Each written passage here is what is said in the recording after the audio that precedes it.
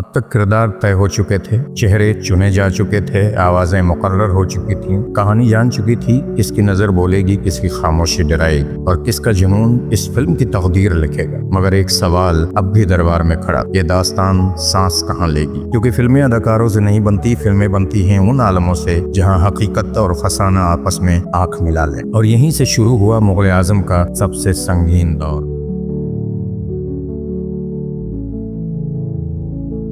मुझे सेट नहीं चाहिए, मुझे हिंदुस्तान चाहिए। सवाल मामूली था, सेट कितना बड़ा हो। फाइनेंसर को हिसाब चाहिए था, नक्शा चाहिए था, मगर के आसिफ ने कुछ पेश नहीं किया। उन्होंने बस निगाह उठाई और कहा, मुझे सेट नहीं चाहिए, मुझे हिंदुस्तान चाहिए। कमरे में खामोशी उतर आई, क्योंकि ये जवाब तजवीज नहीं, ये इरादा था। और इस इरादे के बाद मोहान स्टूडियो की जमीन पर एक फिल्म नहीं होगी, एक बादशाहत ने सर उठाया। जब स्टूडियो दरबार बनने लगा, पहले दीवारें, फिर मेहराबे, फिर ऐसे गलियारे जिन्हें नापते नापते कदम थक जाए, फिर महल बने ऐसे कि उन्हें गिराने से पहले हाथ कांप जाए। लोग पूछते थे, ये सेट है या कोई भूला हुआ दौर, पूरा मुगलिया सल्तनत, शीश महल जहां नकल गुनाह थी। आसिफ ने फैसला कर लिया था, न रंग, न छल, न कैमरे की मक्कारी, जो चमकेगा वो असली होगा। फिरोजाबाद से कारीगर आए, आगरा से कारीगर आए, बनारस से कारीगर आए और फिर बेल्जियम से शीशे आए। हजारों आईने हाथों से सवारे गए, हर टुकड़ा इतना साफ तो उसमें आदमी अपनी थकान पहचान सके। जब पहली बार 2000 से ज्यादा बल्ब रोशन हुए तो रोशनी इतनी फैली कि सब जगह सन्नाटा छा गया। किसी ने धीरे से कहा, ये महल नहीं है, ये तो एक आईना है जो वक्त को दिखाया जा रहा है। जब प्यार किया तो डरना क्या,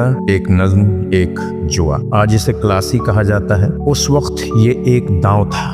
10 लाख रुपए, एक गीत, एक मंजर, मधुबाला के जेवर, 35 शेर से ज्यादा थे, मोती असली, नवरत्न असली। महल इतना जगमगाया कि कैमरा बार बार हिचकिचाया। जब कहा गया रोशनी कम कीजिए, आसिफ ने कहा, अगर नजर सह न पाए तो शायद नजर की आदत छूट से पड़ गई। कोई फरेब नहीं, कोई हिफाजत नहीं, 1000 सिपाही, 350 घोड़े, तलवारें असली, जख्म भी। कई बार घोड़े बिटके, कई बार फ्रेम टूटे। एक दिन दिलीप कुमार गिरते गिरते बचे। शूट रोकने की बात उठी, आसिफ बोले, जो जंग कागज पर आसान हो वो तारीख में नहीं टिकती। जब जिद जिस्म से भारी हो गई, सेट पर वक्त बेमानी था। 8 घंटे 16 घंटे बन जाते, लोग थकते, पैसा लगता। एक दिन आसिफ गिर पड़े, लोग लपके। उन्होंने जमीन से कहा, मुझे छोड़ो, पहले उस ईंट को सीधा करो। ये इश्क नहीं था, ये जुनून भी नहीं, ये हद से गुजरी हुई जिद थी। और फिर अदा हुई उसकी कीमत। सेट ढहे, रिश्ते टूटे, सहारे छूटे, हर तरफ एक ही फैसला, ये फिल्म मुकम्मल नहीं होगी। मगर आसिफ ये आवाज नहीं सुन रहे, वो सिर्फ एक आवाज सुन रहे थे, अगर इश्क सच्चा हो तो तारीख भी सर झुकाती है और इस बार तारीख झुकेगी।